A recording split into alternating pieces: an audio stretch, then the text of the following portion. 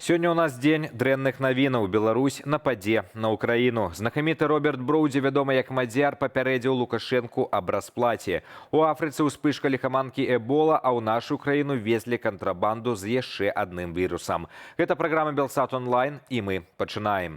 Сёння раніцу на аўтастанцыі ў Чавусах адбылося смяротнае здарэнне. Паводле следчага камітэту, 41-гадовы кіроўца аўтобуса МАЗ пакінуў салон, не заглушыўшы рухавіка. У гэты момант шматтонная машына самавольна рушыла з месца ў бок гандлёвых павільёнаў і збіла пажылую пару, якая ішла наперадзе. На расійска-беларускай мяжы ў Бранскай вобласці мытнікі спынілі цяжкавік, які вёз у Гомельскую вобласць буйную партыю садавіны і гародніны. За стырном быў грамадзянін Беларусі, аднак ніякіх фітасанітарных сертыфікатаў на тавар ён не меў.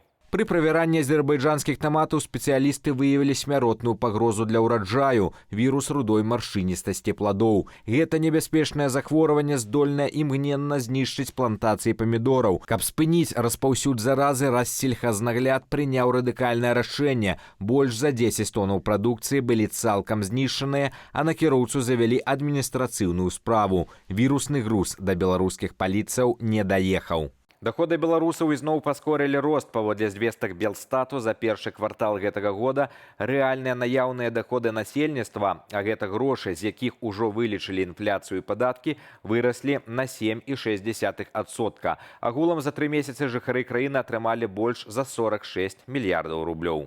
Што датычыць рэгіёнаў, то лідарам росту дабрабыту сталася Менская вобласць з паказнікам 8,6%. Крыху адстаюць Берасцейшчына і сталіца, а вось аўтсайдерам аказалася Гомельская вобласць. Там доходы выраслі ўсяго на 5,1%, што значна ніжэй за сярэдні ўзровень па краіне. Беларускія і кітайскія медыкі здзейснілі прарыў у высокіх тэхналогіях. Супольная брыгада хірургаў на чале з акадэмікам Олегам Румо з Менску кіравала аперацыі для выдалення часткі печані, у той час як пацыент быў на аперацыйным стале ў Кітаі.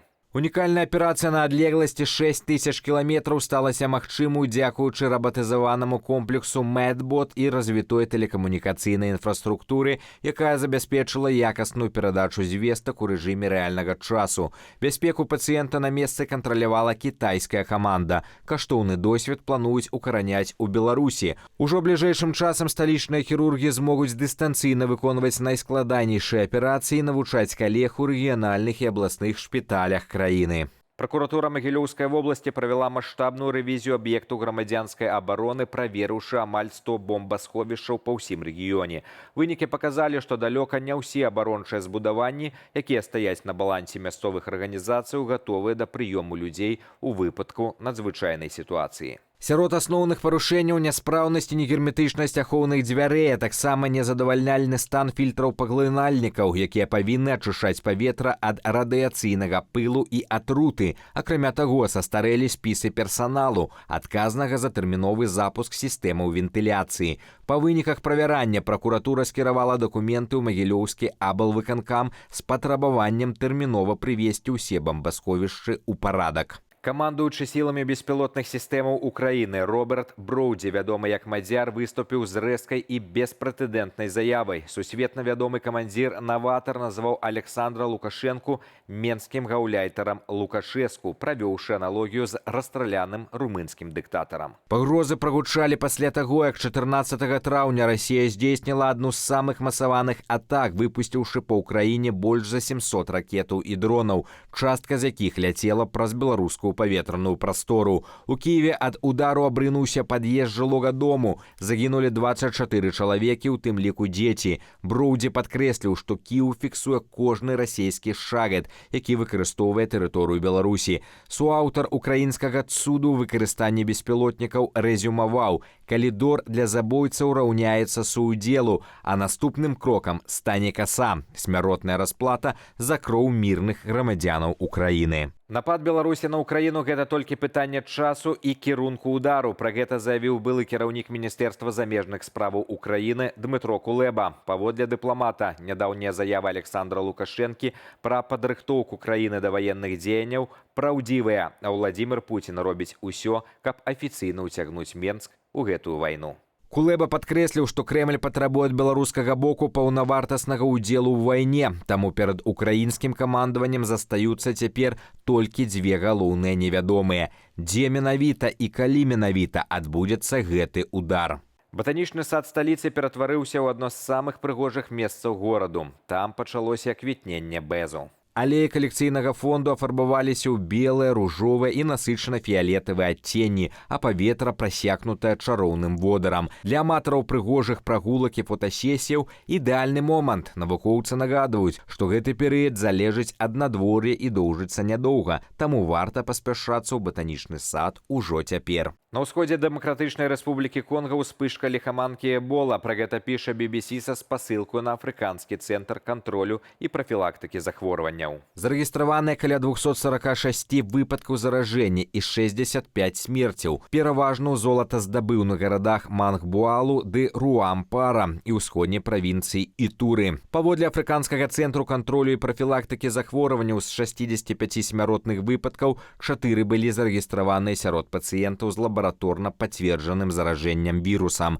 Цяпер праводзяцца тэсты для выяўлення яго штаму. У пятніцу 15 траўня пра смерць ад віруса Эбола мужчыны, які раней прыбыў з Конга, паведамілі ўлады Уганды. Афрыканскі цэнтр кантролю і прафілактыкі захворванняў папярэджвае, вірус можа распаўсюджвацца далей праз шчыльную забудову ў гарадах і перамяшчэнне насельніцтва, у тым ліку ў іншыя краіны. Гемарагічную ліхаманку Эбола ўпершыню выявілі ў 1976 годзе менавіта на тэрыторыі сучаснай Дэмакратычнай Рэспублікі Конга. Лічыцца, што першапачатковая крыніца віруса кажаны. Цяперашняя ўспышка ў Конга 17-я за 50 гадоў. Заразіцца вірусам Эбола можна пры беспасярэднім кантакце з біялагічнымі вадкасцямі і праз пашкоджаную скуру. Першыя сімптомы – ліхаманка, болі ў цягліцах, стомленасць, боль галавы і горла. Далей пачынаюцца ваніты, дыярэя, сып, крывацёк і няспраўнасць унутраных органаў. Лекаў ад ліхаманкі Эбола не існуе. Сярэдні ўзровень смяротнасці складае каля 50%.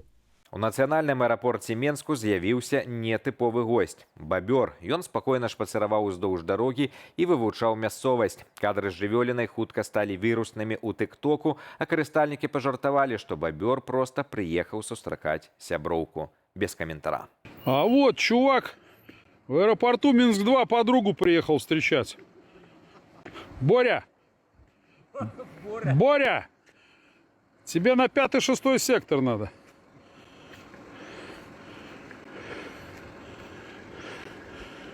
Во какой воротник. Вот, национальный аэропорт. Все экологически чисто. Welcome. Welcome to Беларусь. І на гэтым мы сёння ставім кропку. Беражыце сябе. З вами быў Руслан Ігнатовіч. Пабачымся.